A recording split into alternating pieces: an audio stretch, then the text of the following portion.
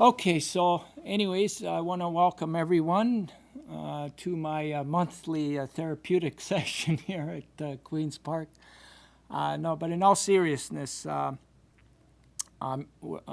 here to really announce hopefully what's going to become some exciting news. Uh, for anyone that's listening right now and that doesn't know my story, I guess I'll take just a few minutes to briefly give the background. There was four major things that happened in my life in the last 15 years. And the first was in 1995 when I had hours left to live. And I received a liver transplant, and that saved my life. And after I woke up after the operation, I just had this extreme desire to thank the donor family. And I did a 12,000-mile walk. Now, that was the first. The second was just out of nowhere, I got a call from Vatican City, and it was one of Pope John Paul's assistants. And he asked me if I would like to come to Vatican City because the Pope was watching the campaign I was doing. I was actually carrying an Olympic-style torch going from city to city on this very long journey. And, next thing I know, I'm in front of the Pope and I'm passing him the torch. And it was in front of a world audience. And that moment, was kind of like a surreal, magical moment because I still couldn't believe I was in front of the Pope and I'm passing him this torch. But he said some words that to this day I literally have been following and putting into action. He said that organ and tissue donation was a genuine act of love and encouraged me to pass the torch to the students. And he called the students the young ambassadors for organ and tissue donations. Now, shortly after I left, I wasn't quite sure what he meant by that. I wasn't sure what he meant. And it wasn't until maybe a year after, while I was going through Sarnia, Ontario, and there was this young boy named Christopher. He was 11 at the time.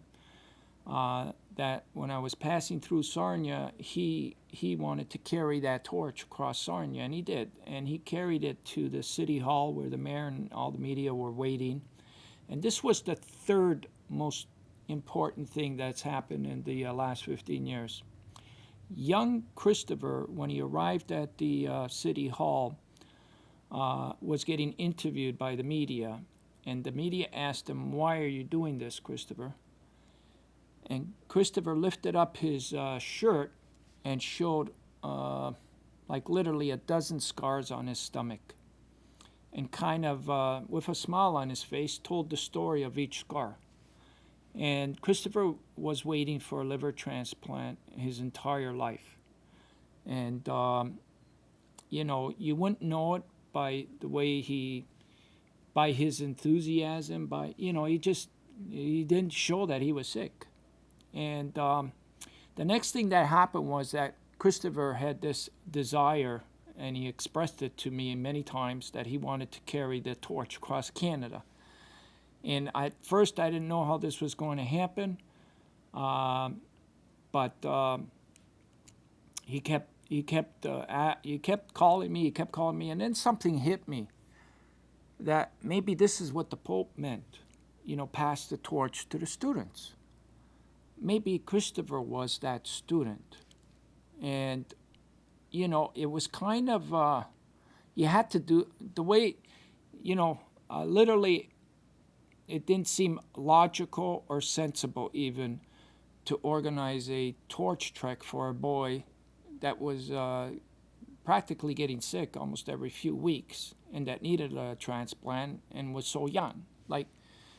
But I believed that that's what I was supposed to do.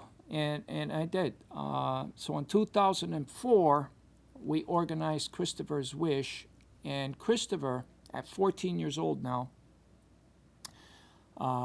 carried that torch in 200 cities across Canada. And each city that he entered, there was literally like hundreds, if not thousands, of students that were there to greet him like a rock star. And when he talked to these kids, he had them like hypnotized. They followed his every word.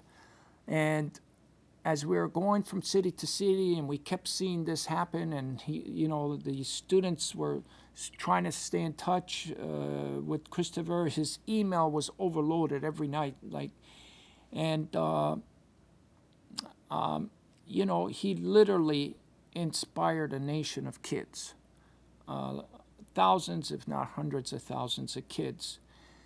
And when Christopher finished the campaign, he didn't receive his liver. He was carrying a beeper, and he still didn't receive his liver.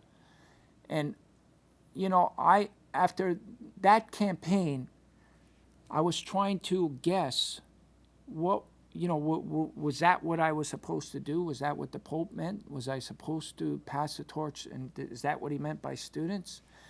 And so I kind of went on a soul-searching tour in Europe, a year after. And this is the fourth most important thing that happened. While I was in Europe, I found out that I needed another liver transplant. I got sick with thrombosis while I was in Paris, France.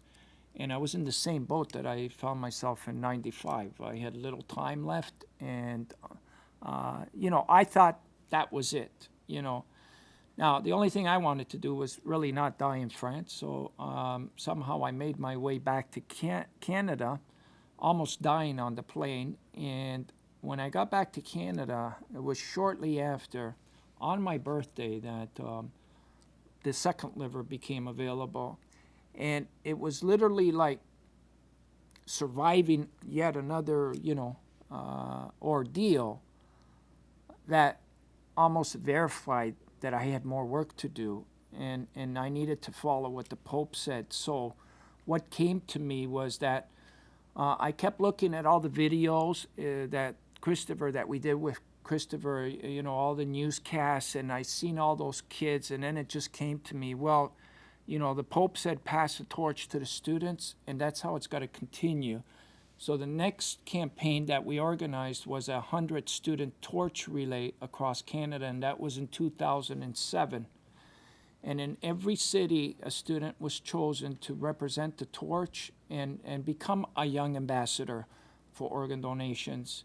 And these kids were fantastic. In each city that we went to, their friends, their families, the schools, the police, everybody rallied around the young champion, the young student champion, and he or she spoke to the media, spoke to the public, dropped pucks at hockey games, and just like a true ambassador. And we did this very successfully. We started in St. John's, and we ended up in Yellowknife. It took a year to do. Now, what this led to, after finishing this, the wheels in my head were already turning, because this was going so successful. The wheels in my head were already turning. And did the Pope mean just to do this in Canada, or was I supposed to go outside of Canada? And that's where the wheels were turning. And I said, if we can do a successful 100-city tour from St. John's in Canada to Yellowknife, then why not tackle 36 countries? And so on October 23rd, 2009, we began a 300-city, 36-country student torch relay from Wasilla, Alaska. And why on earth would I go and start in Wasilla, Alaska is probably the question.